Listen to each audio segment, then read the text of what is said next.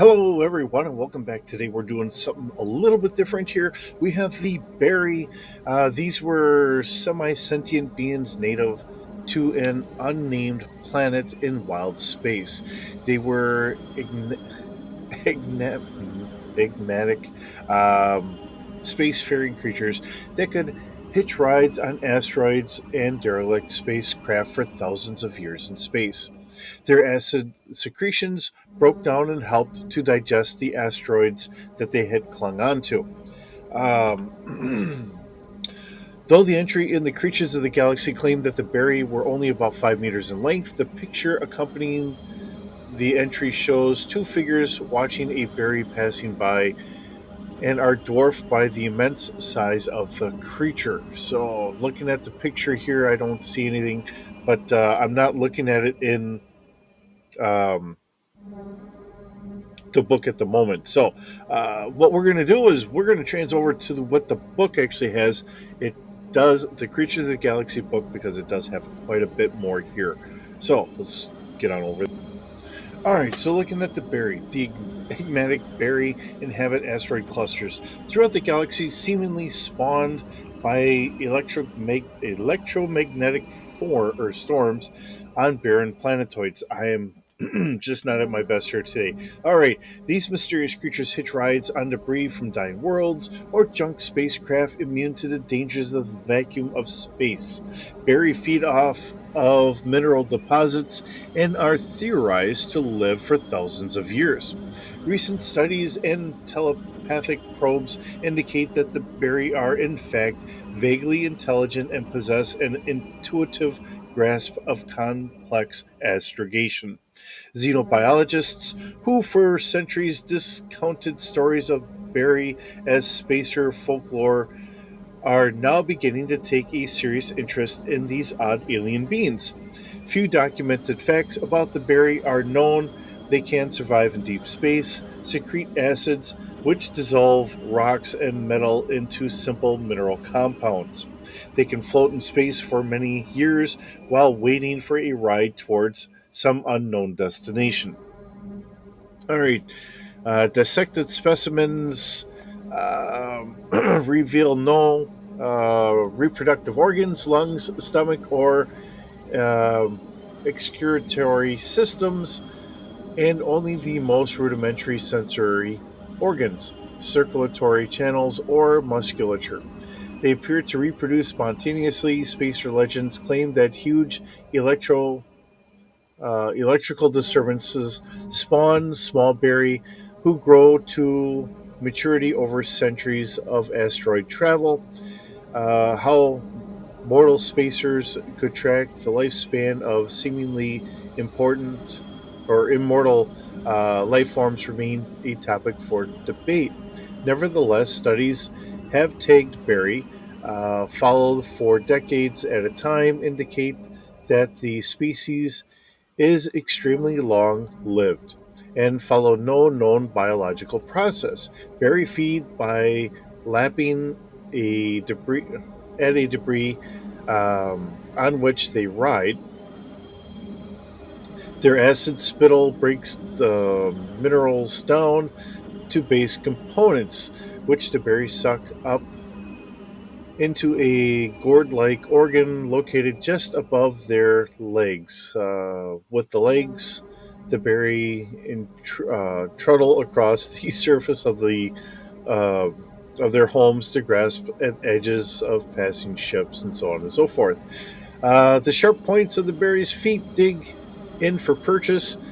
When an asteroid crumbles or departs from the berry's chosen path, the creature utilizes gases stored in a stack beneath its gullet to propel it to another asteroid or another weak gravitational pull. The berry then waits floating in space until some other debris come along, which could theoretically take centuries. Xenobiologists who speculate on the species' intelligence have no idea what the creatures could be thinking about during this endless wait. The most intriguing ability of the berry seems to be the innate directional sense. Although the brain structure of these creatures is painfully simple, much like myself, Barry have had or have been tracked for some time appeared to follow a single planned course.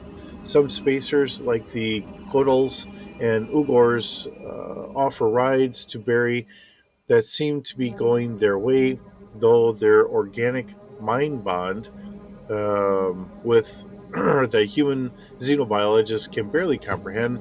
These alien spacers seem to or subconsciously communicate with their Barry guides. In return for the lift, the Barry aids the ship's navigator, who programs any suggested paths into his computer. The aid seems to come in the form of sudden bursts of intuition that lead a navigator to a safe course. The Goodalls claim that such advice has never failed. Though Barry will consume starship debris when on their own, they will not damage a ship that gives them a lift to their destination. This behavior indicates some degree of abstract thought and behavioral restraint. No other attempt to communicate with the Berry, however, has yet succeeded. The paths these beings travel seem to lead away from the galactic core. Folklore speculates that the Berry homeworld lies somewhere out in wild space. Why a species that thrives in open space would need a homeworld remains to be seen, and no two Berry have ever been observed together. Nevertheless, several researchers have dedicated their lives to discovering this fabled place. Perhaps, uh, if they were successful, the mysteries of the berry could be solved. All right, looking at the picture, I don't see. I guess this could be interpreted as two people here. I'm just looking at it as just rocks out here. I don't know what they're thinking.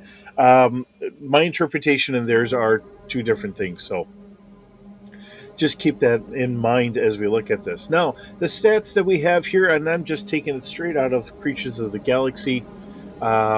The Berry, which is a mysterious spacefaring creature, has a dexterity of 2D, perception of 1D, and a strength of 4D. Now, the corrosive spittle, the berry exude acid from their tongues. This acid can burn for 3D of damage per turn until it is washed away. Protective armor or tough skin will be damaged by this acid, which wears away at the material until it is consumed. Their innate navigational sense, though some mysteries in intuition, Barry have an effective astrogation skill of 6D. How? Why? Nobody really knows. All right, they do have a move of 10. This is meters per round, not space units. So keep that in mind. Size is roughly about 4 meters long, and it is at creature scale. So the illustration and concept is by Dan Schaefer, and the design is by Phil Rupko, uh, something like that. If I murder the names, I'm sorry. All right, and it is an interesting creature.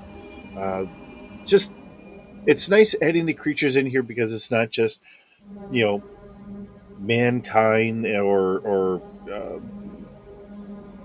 you know the galactic beings of the galaxy just inhabiting everything. There are a lot of creatures and a lot of things that have been given to us throughout the years from not just West End Games, but also Wizards of the Coast.